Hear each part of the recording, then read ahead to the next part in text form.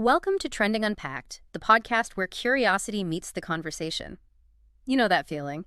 The weather shifts, maybe the pumpkin spice arrives, and suddenly everyone you know is scrolling through streaming services, looking for the most unsettling thing they can find. Oh, yeah. We are, of course, talking about the annual undeniable surge of spooky season, which peaks every October. It's absolutely a genuine cultural phenomenon. You can map it with search data almost perfectly. Really? Yeah, and the major platforms, Netflix, Hulu, Shudder, they don't just wait for it to happen. They actively capitalize on this. How so? Well, they launch new titles, big reboots, curated lists of classics. It's all designed specifically to feed that seasonal need for fear. And it's not just nostalgia, is it? I mean, the rewatch culture around horror is huge. Films like Psycho, The Shining. Right, or even modern ones like Get Out, Hereditary. Exactly. They trend every single year. People want those trusted scares.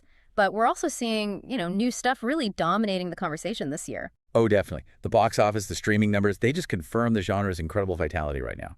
Like what? Well, look at the buzz around titles like Smile 2 or the plans for the Black Phone 2. And then you have these massive franchises like The Conjuring, Last Rites, or A Quiet Place, Day One, just expanding their universes. So horror is reliable, it's profitable. And crucially, it taps into something really ancient, deep within us. Okay, so that leads right to the big question, the paradox we need to unpack today.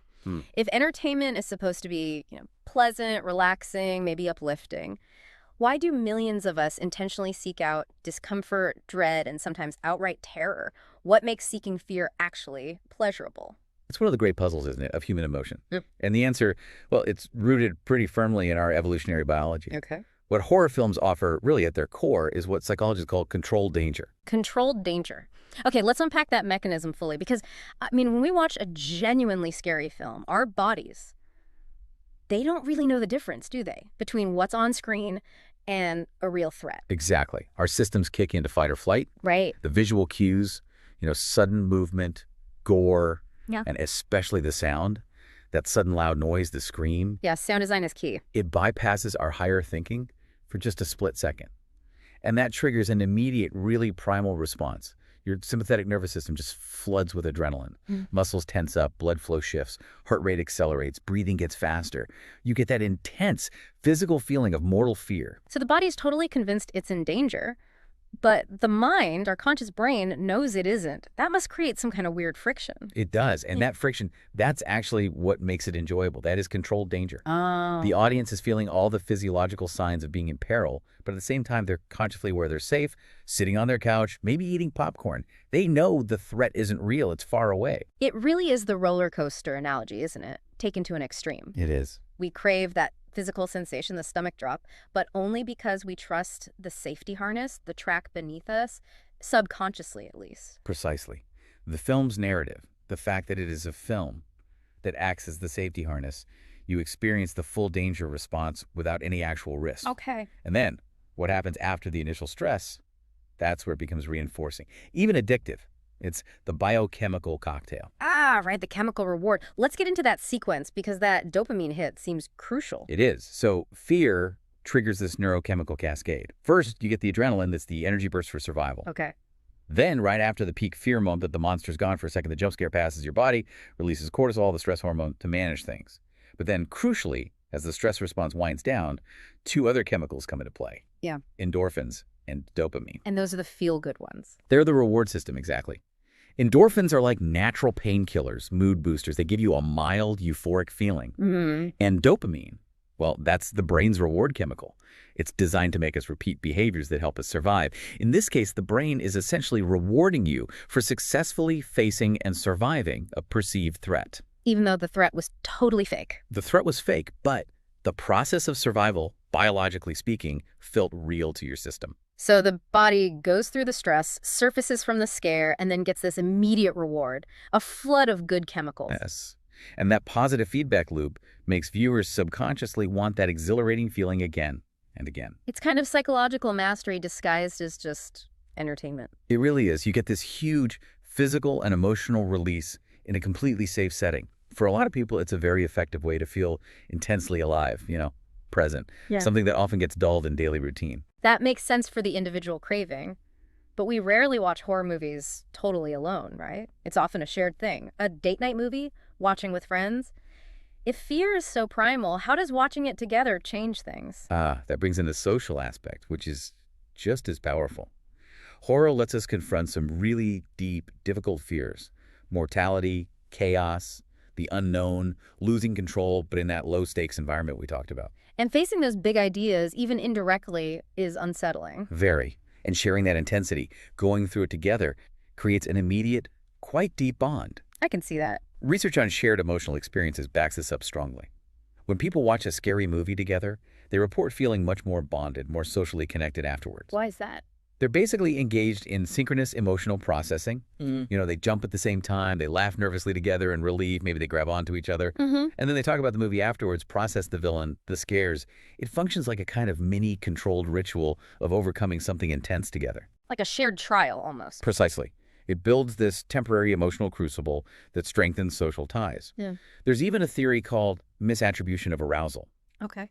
The idea is that the physiological arousal from the film, the pounding heart, the fast breathing, can sometimes be unconsciously misattributed to the person you're with, enhancing feelings of attraction or closeness. Interesting. So it becomes this collective catharsis. It confirms we're not alone in our anxieties, whether that's fear of the dark or, bigger fears about the world. Okay, so moving from our own biology and that shared emotion, this leads perfectly into the cultural dimension. If we're processing fears, we have to ask, which fears? Because horror films aren't just about personal jitters, right? They seem to act like a societal barometer. Absolutely. Horror has always been a historical mirror. Sometimes it gives a clearer, albeit maybe grotesque, reflection of a society's big anxieties than a straightforward history book might. If you trace the genre's evolution, you can pretty clearly see what was preoccupying the public consciousness at different times. This is where it gets really fascinating for me. Let's trace that path. Where do we start?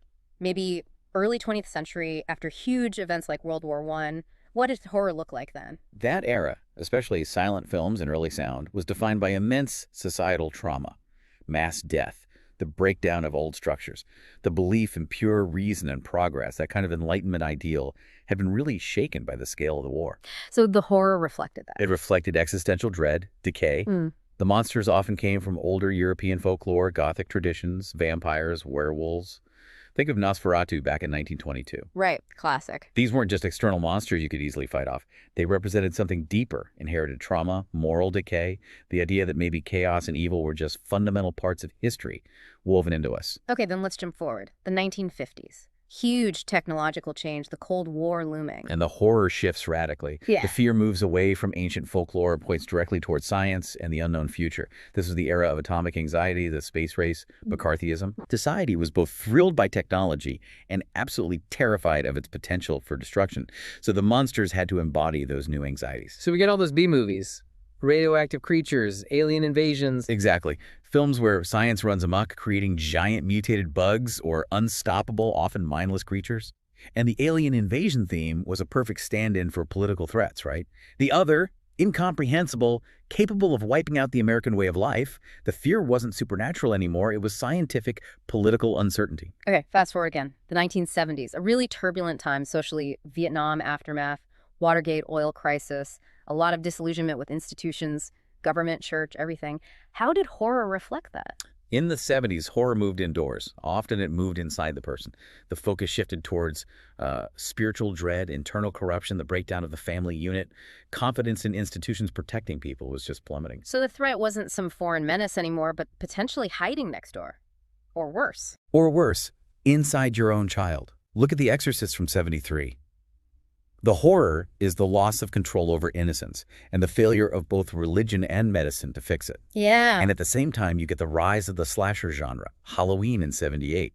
The slasher was like the embodiment of societal chaos, this unstoppable force, often motiveless, punishing teenagers, violating the safety of the suburbs. It showed that even quiet neighborhoods weren't safe anymore. That's a powerful connection. The slasher reflects external chaos invading the familiar. Okay. Okay, and then the 90s. We get self-aware meta-horror. Right. The 90s were soaked in media. There was this feeling maybe everything had been done, everything had been seen.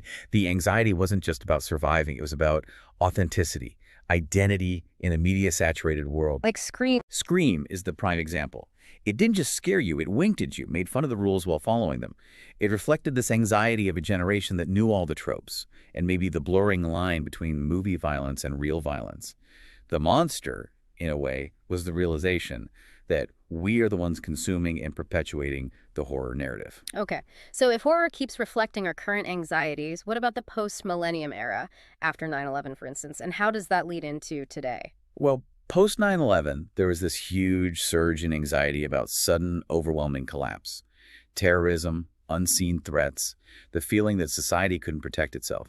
And that translated almost immediately into a boom in zombie films and survivalist horror. The zombie seems like the perfect metaphor for that kind of threat. It really is. Zombies are often faceless, they spread like an infection, they're overwhelming. Surviving them requires total isolation, the breakdown of normal rules. They mirrored fears of biological threats, pandemics, and losing social order. And more recently, obviously, the pandemic itself fed into that. Absolutely. The isolation, the biological threat, it led to a wave of pandemic thrillers and isolation horror that felt terrifyingly close to home for a lot of people. Okay, so all of this brings us right up to today's horror landscape.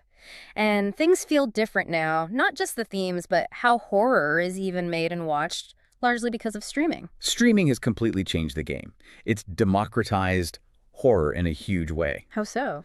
Because horror often relies more on atmosphere, smart writing, creativity, rather than massive effects budgets. Yeah. Right? So a low-budget indie film can suddenly go viral overnight. Yeah. It bypasses the old Hollywood gatekeepers. It allows really niche, experimental horror to find an audience. And the algorithms, they play a massive role now, don't they? They seem to train audiences to look for super specific types of fear. Oh, absolutely. You're not just browsing horror anymore. You can filter for found footage paranormal, gothic horror, folk horror, or that really popular term now, elevated horror. Right. Algorithms aren't just serving you content.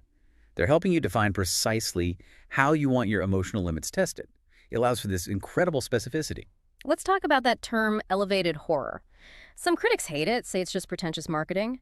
But films associated with it, maybe from studios like A24, Hereditary, Get Out, Midsommar, they do feel different. Less about jump scares, more about deep emotional stuff, societal issues. Yeah, the term itself might be marketing speak, but the trend it points to is very real and I think quite profound. Contemporary audiences seem to be moving beyond just simple shocks. They want more depth with their scares. Exactly. Elevated horror uses the mechanisms of a scary movie, the tension, the dread, the monster, but applies them directly to complex internal or societal themes.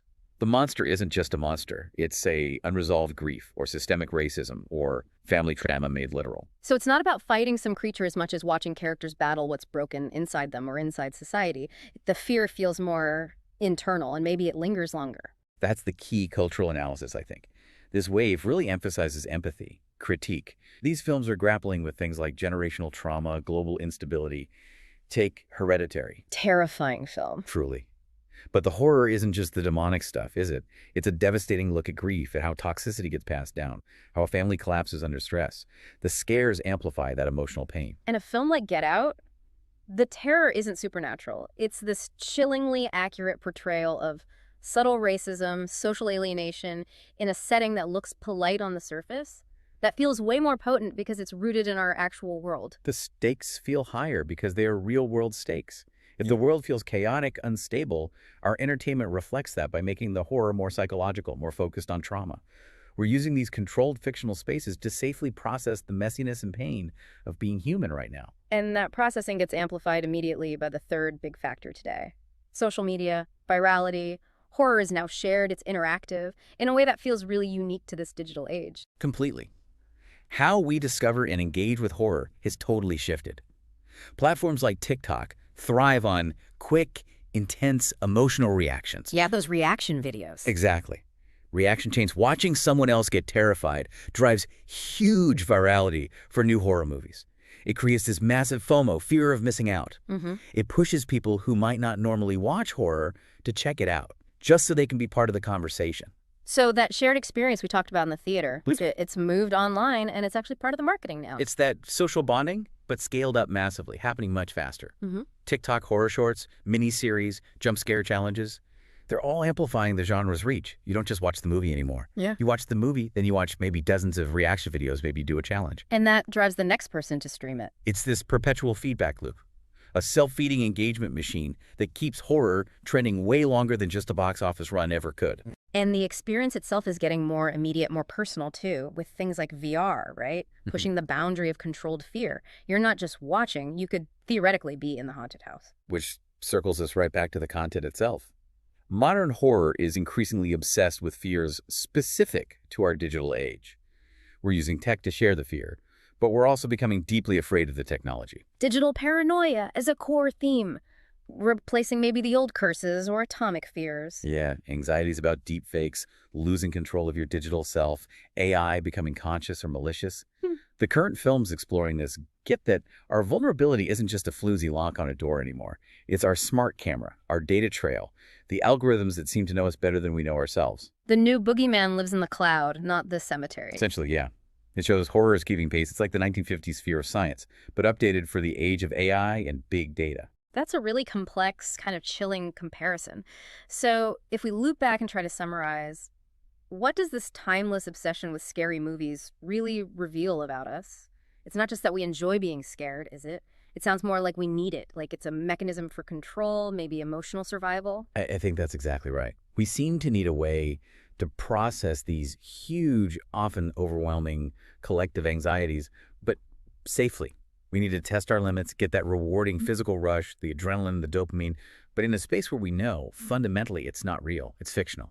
So horror isn't just distraction. It's almost necessary for emotional housekeeping, for cultural processing. I'd argue it is. So the kinds of horror we gravitate towards, whether it's ghosts, slashers, psychological thrillers, tech horror, they're like a diagnostic tool. They tell us what we as a culture are currently wrestling with, which fears we most need to confront and categorize safely. Precisely. It shows us where our collective psyche feels most vulnerable at any given moment. And that suggests, as long as the world stays complex, unpredictable, rapidly changing, we'll probably always have this deep-seated need for the controlled chaos that scary movies offer. That innate drive to confront and survive uncertainty, even fake uncertainty, will keep the genre alive and evolving. Seeking terror as a form of emotional self-regulation, that's a really powerful takeaway. Thank you for walking us through the biology and the culture of fear today. My pleasure. It's fascinating stuff. Next time on Trending Unpacked, we'll explore the rising trend of spooky AI, from ghostly chatbots to AI-generated horror stories.